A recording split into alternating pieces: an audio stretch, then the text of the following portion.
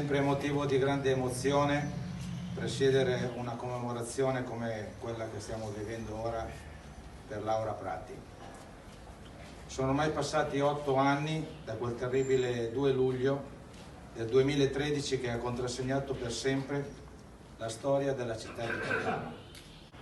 Un impegno è sicuramente ricordarsi di Laura come esempio da seguire nella caparbietà dimostrata nell'affrontare di petto e senza paura le criticità che per noi oggi si traducono negli strascichi della pandemia passata, per uscire finalmente dallo stato di disagio, soprattutto sociale, in cui il Covid-19 ci ha costretti ad entrare.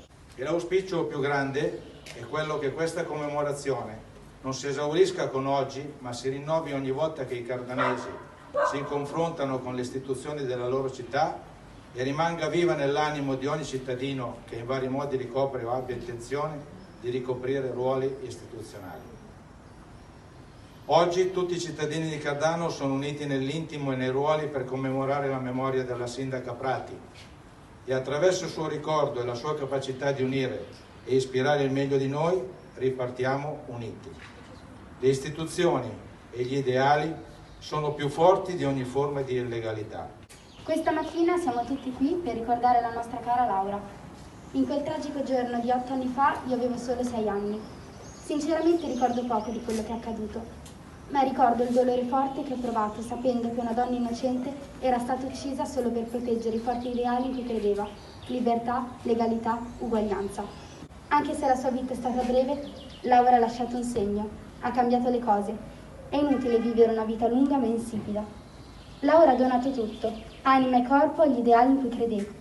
Credeva soprattutto ad un progetto che mi tocca da vicino, il CCRR. Grazie a Laura che oggi io, sindaca junior che rappresento il CCRR, posso parlare di lei. Lei ha costruito le fondamenta del Consiglio Comunale dei Ragazzi e delle Ragazze, ha dato un incarico importantissimo a dei semplici ragazzi, dandogli fiducia. Laura è un esempio per tutti. Laura era coraggiosa, determinata. Laura innanzitutto è un esempio per me. Da grande voglio diventare una donna forte come lei e non aver mai paura di alzare la voce per esprimere il mio pensiero. Laura è un pilastro di Cardano, lo è oggi e lo saprà per sempre. Avrei tanto voluto conoscere di persona questa meravigliosa donna e dirle grazie Laura, per tutto ciò che hai donato alla tua amata Cardano. Ciao Laura.